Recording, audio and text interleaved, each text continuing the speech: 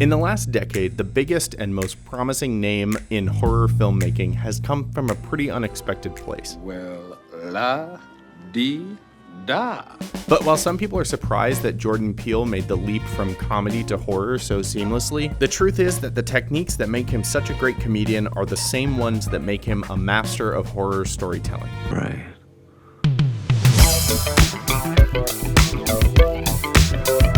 Jordan Peele's Get Out was a huge commercial and critical success, something that's unfortunately rare for horror movies, and his next feature, Us, already has buzz surrounding it. Not to mention that Peele is involved in the production of CBS's Twilight Zone reboot and HBO's horror drama Lovecraft Country.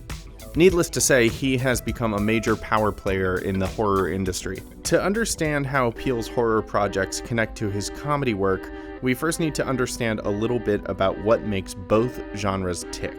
I think Stephen King puts it really well in this interview from 1993. It's a childish thing, the way the humor is. The two things are closely allied. They both elicit, when they work to their best, a vocal reaction from the audience. Horror and comedy both play with tension.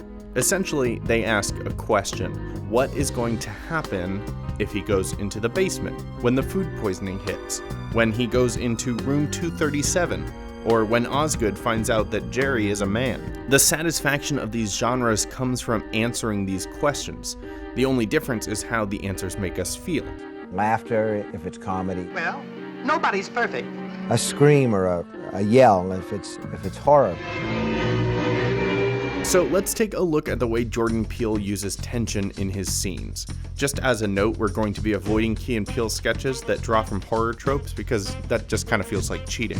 First, let's look at a pretty clear example of tension in a sketch. My name is Heinrich Leroy Heimer. In this sketch from Key and Peele's third episode, we see two black men in whiteface hiding from the Nazis in World War II Germany. The tension is really clear from the start, and every time the SS officer tries another ridiculous method to test whether or not Key and Peele are black, we are asked this question: what will happen when he tries this new method? The answer, of course, is nothing. Nothing?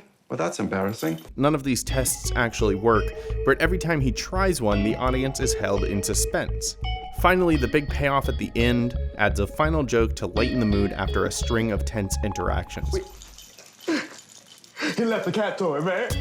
Compare this to an interrogation scene of sorts in Get Out, in which Rod tries to find out what happened to Chris. Where's Chris? He left 2 days ago. He left? The question here is, what will happen if Rod confronts Rose? The answer is frightening, or maybe just creepy, because now we understand that Rose has a plan for everything. She's a genius. Or what about a sketch that isn't as clear with its tension? In this weird sketch, Keegan-Michael Key plays a man obsessed with putting marbles in his mouth. The tension comes from the fact that this is a job interview and he doesn't want to seem crazy to the person interviewing him. I was wondering what it would feel like in my mouth. Like, what would the marbles feel like if they were in my mouth? That's, you know. The payoff comes at the end when we learn that the interviewer put the marbles there as a trap. Send in the cleanup crew. Another one fell for the marble trick. Compare this to another socially awkward, tense scene, like the party sequence in Get Out, in which the tension builds as party guests make Chris feel more and more uncomfortable. The payoff here, and a really unnerving moment in the film, comes when Chris tries to confront Andre, the only other black person at the party. But rather than answering the question, Peele sets up another larger question. Get out! Yo!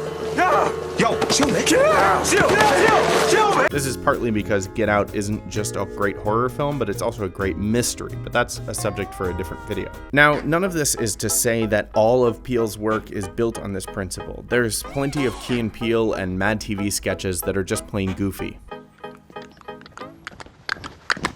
What? Come on, man. But Jordan Peele is great at setting up situations that keep the audience in suspense. When you start to look closely at his work, it's easy to see how he made the leap from this, The player formerly known as Mouse Cop, to this. Be careful. So next time you pull up an old Key and Peele sketch on YouTube, or when you sit down in the theater to watch Us, think about what question Jordan Peele is asking that's keeping you on the edge of your seat.